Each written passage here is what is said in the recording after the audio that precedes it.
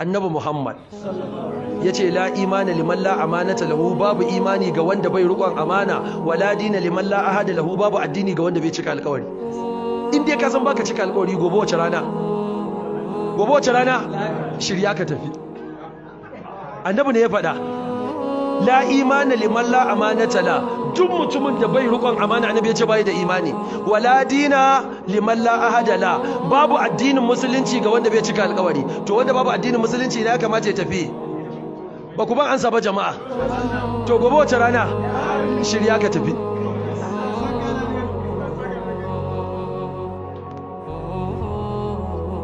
To ana nuna mun lokaci yayi, kun san mu da da'a, amma dai dan karasa mana ayoyi ko gobe sharhi. wallazina hum ala salawatihim yuhafizun, wallazina hum sune wadanda ala salawatihim dangane da sallolinsu asubahi, azhar, la'asar, magriba, isha'i, ra